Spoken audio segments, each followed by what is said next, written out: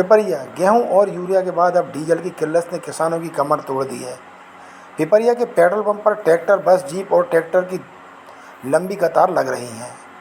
खेत में खड़ी फसल सूख रही है और किसान घंटे धूप में खड़े होकर डीजल के लिए तरस रहे हैं।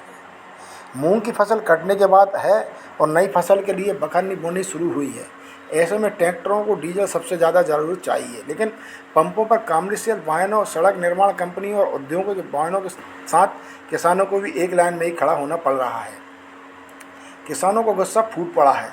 एक किसान ने कहा, पहले गेहूं नहीं मिला, फिर यूरिया के लिए भटके, अब डीजल के लिए धूप में खड़े हैं। खेती करनी है या लाइन में लगना है।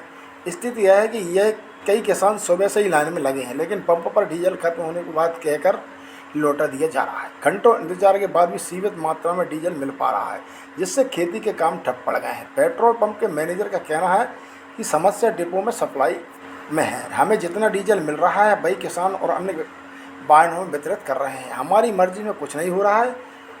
स्थानीय लोगों का कहना है कि खेती किसानी का सीजन चल रहा है। ऐसे समय में डीजल की किल्लत सीधे अन्नदाता पर हमला है।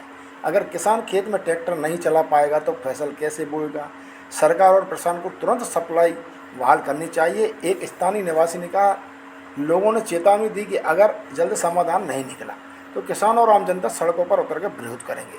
प्रशासन से तत्काल डीजल की सप्लाई बढ़ाने और किसानों के लिए अलग काउंटर की व्यवस्था करने के लिए मांग उठ रही है, ताकि खेती का काम समय पर हो सके।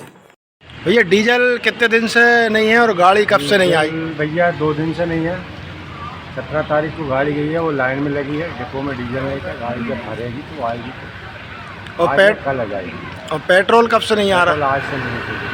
पेट्रोल भी 16 तारीख में, मतलब 17 तारीख 15 में आया था। 15 तारीख से आया था, उसके बाद आया नहीं पेट्रोल।